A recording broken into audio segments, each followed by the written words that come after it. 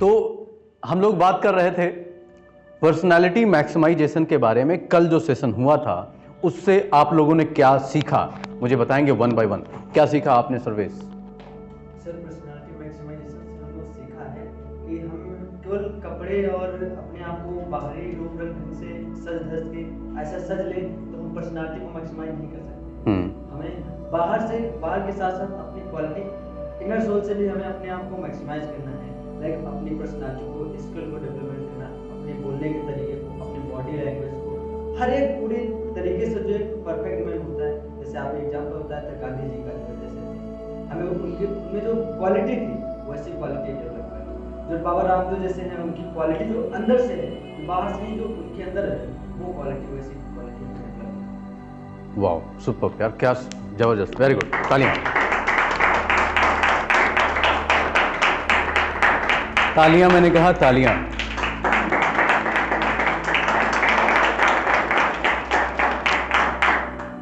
Very good, super. फिलहाल जो मैंने कल बातें आपको बताई उसमें से जो मेन, उसका मैं समरी एक बार बता देता हूं आपको। सबसे पहला कि आपके लिए सबसे ज्यादा जरूरी चीज होता है क्या? पर्सनालिटी के लिए आपके संस्कार जरूरी होते हैं। क्या जरूरी होता है? क्या जरूरी होता है? क्या जरूरी होता है? आपकी पर्सनालिटी को मैक्सिमाइज करने के लिए आपके अंदर अच्छे संस्कार होने चाहिए। हो सकता है कि आपके अलग अलग माहौल में आपके अलग अलग संस्कार हों, लेकिन फिर भी आपको कभी कभी क्या होता है कि कभी एक हायर सोसाइटी का बंदा, एक हायर सोसाइटी का व्यक्ति, वो निम्न सोसाइटी के लोगों की तरह रिएक्ट करता है, और एक निम्न सोसाइटी का व्यक्ति वो हायर सोसाइटी के जैसा रिएक्ट करता है। तो एक माहौल कैसा, कहाँ से कौन अडॉप्ट कर रहा है, इसके ऊपर भी पर्सनालिटी के ऊपर बड़ा इम्पैक्ट पड़ता है। तो आपको क्या करना है? आपकी पर्सनालिटी का मतलब है कि आप जब भी कोई प्रॉब्लम जीवन में आती है तो आप रिएक्ट कैसे करते हैं, जब भी कोई तकलीफ आती है तो उसको रिएक्ट कैसे करते हैं, जब भी आप स्टेज पर बोलना होता है उस टाइम आप रिएक्ट कैसे करते हैं, और हर एक चीज जो जीवन में आपके होती है उस टाइम आप रिएक्ट कैसे करते हैं, ना कि कपड़े पहनने से। हाँ, कपड़ा पहनना एक पार्ट है, एक अच्छी बॉडी बनाना एक पार्ट है, लेकिन उसका बहुत ही छोटा पार्ट है पर्सनालिटी का। और पर्सनालिटी, मैंने ये भी बताया था कि पर्सनालिटी 2-4 दिन का खेल नहीं कि 2-4 सेशन करो पर्सनालिटी मैक्सिमाइज हो जाएगा। उसके लिए एक लंबा, एक पूरा एक लंबा एक टाइम लगेगा जिसमें आप एक अच्छी पर्सनालिटी, और आप जैसे इन्वायरमेंट में रहेंगे उस इन्वायरमेंट के हिसाब से आप चीज़ों को सीखेंगे। फिलहाल मैं एक चीज़ आपको बताना चाहता हूँ, हम लोगों के लिए इंग्लिश बहुत ज़्यादा ज़रूरी होती है। अच्छा, कई लोग कह सकते हैं, मैं भी कहता था कि यार मैं इंडियन हूं तो मुझे इंग्लिश की जरूरत नहीं, मेरी मातृभाषा है तो मैं बहुत ज़्यादा मोहब्बत करता हूं अपनी हिंदी से। हाँ, मैं करता हूं, मैं बहुत बहुत बहुत ज़्यादा हिंदी से प्यार करता हूं, लेकिन जैसे मैं इंडिया में रहता हूं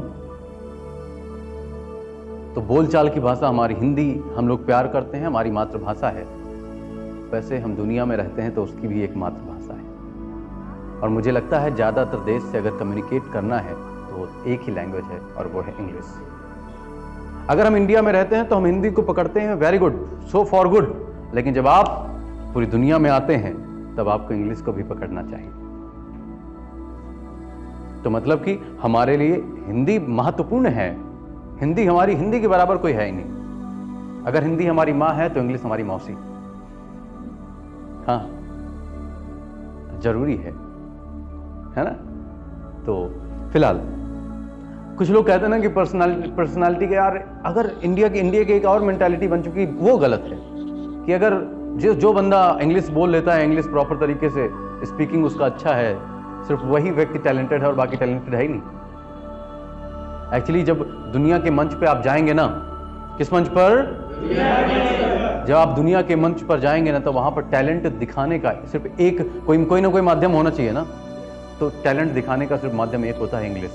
लेकिन जब इंडिया में है तो यहाँ पर आप टैलेंट दिखाने के अलग अलग माध्यम होते हैं। यहाँ गुजराती भी चलती है, यहाँ पर वो मराठी भी चलती है, यहाँ पर वो और कौन सी भाषा है, थोड़ा सा और तेलुगु चलती है, डिफरेंट चलती है, और हिंदी, उसमें संस्कृत भी चलती है, ऐसी बात नहीं है, और हिंदी भी चलती है इसमें। तो लेकिन मातृभाषा हम लोगों की क्या है?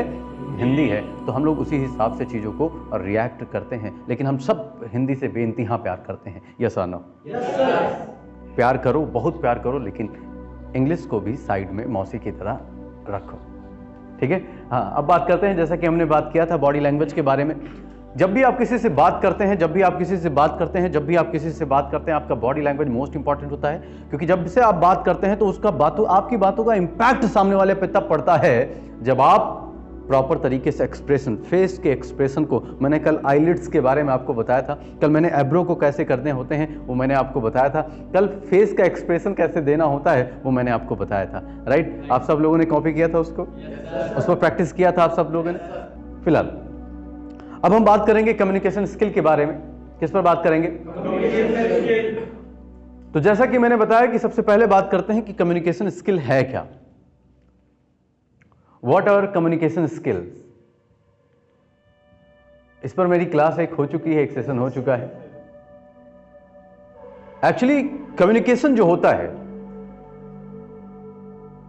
लोगों का मानना होता है कि बात करने का माध्यम है कम्युनिकेशन, मतलब किसी से बात कर रहे हैं तो कम्युनिकेशन हो रहा है, राइट? लेकिन अगर कम्युनिकेशन की बात की जाए तो ये क्या है? एक एबिलिटी है। क्या है? एबिलिटी। समझ रहे हैं ना आप सब? एक योग्यता है। कम्युनिकेशन एक योग्यता है। क्या है? वैसे तो बातचीत करना सभी को आता है, जो धरती पे पैदा हुआ, जो गूंगा नहीं है उसको बातचीत करना आता है, लेकिन अच्छे से कम्युनिकेट करना सबको आता है ऐसा नहीं है। आपको बताएं क्या होता है कि बात करना कम्युनिकेशन नहीं होता है, प्रॉपर बात करना कम्युनिकेशन होता है। जरा सोचिए जरा सा कि मैं अभी बात कर रहा हूं स्पेनिश में, किस में बात कर रहा हूं, और आप सभी हिंदी समझते हैं या आप सभी इंग्लिश समझते हैं, तो क्या आप मेरी बात को समझ पाएंगे? तो क्या हमारा आपका कम्युनिकेशन हुआ? बातचीत तो हुई, लेकिन कम्युनिकेशन नहीं हो पाया, कम्युनिकेशन बिल्ड नहीं हो पाया, राइट? तो कम्युनिकेशन क्या है? कम्युनिकेशन का मतलब यह होता है कि जब भी आप किसी को कुछ गिविंग करें तो क्या करना चाहिए? वो रिसीव करना चाहिए। क्या करना चाहिए? क्या करना चाहिए? रिसीव करना चाहिए। जैसे आपने किसी को कोई बात बताई और वो बात आपकी बात को उसने रिसीव नहीं किया, तो आपके बीच कम्युनिकेशन बिल्ड नहीं हुआ। लेकिन अगर आपने किसी को कोई बात बताई और वो उसने उसको रिसीव कर लिया, तो आपके बीच कम्युनिकेशन हुआ है। कभी कभी इशारों में भी कम्युनिकेशन होता है, मतलब इधर से इशारा किया और सामने वाला उधर से बात को समझ गया तो कम्युनिकेशन बिल्ड हो गया। हम लोग फोन के माध्यम से कम्युनिकेशन बिल्ड करते हैं, तो फोन के माध्यम से अगर कम्युनिकेशन आप बिल्ड करते हैं तो उसके माध्यम से भी कम्युनिकेशन बिल्ड होता है। मतलब सामने वाला जब भी आपकी बात को समझता है प्रॉपर वे में, तभी कम्युनिकेशन बिल्ड हुआ है, अन्यथा कम्युनिकेशन बिल्ड नहीं हुआ। और कम्युनिकेशन स्किल का मतलब यह है कि आपके अंदर की वो योग्यता कि आप किसी से भी कम्युनिकेशन बिल्ड करने में आप सामर्थ्य रखते हैं। क्या रखते हैं? सामर्थ्य। आप कम्युनिकेशन आसानी से बिल्ड कर लेते हैं लोगों से, आप कम्युनिकेशन आसानी से लोगों से बात कर लेते हैं, अपनी बात को आसानी से सामने वाले को समझा सकते हैं। अगर आप कोई भारी भरकम बात बता रहे हैं और सामने वाला समझ नहीं पाया है, तो आपके बीच कम्युनिकेशन हुआ ही नहीं। कोई भारी भरकम बात अगर आपने बताई और सामने वाला समझा नहीं, तो कम्युनिकेशन नहीं हुआ। लेकिन अगर सामने वाला बात आपकी पकड़ पाया, सामने वाली बात आपको समझ पाया आपकी बात को, तो आपके बीच कम्युनिकेशन हुआ है। कुछ समझ में आया? कुछ समझ में आया?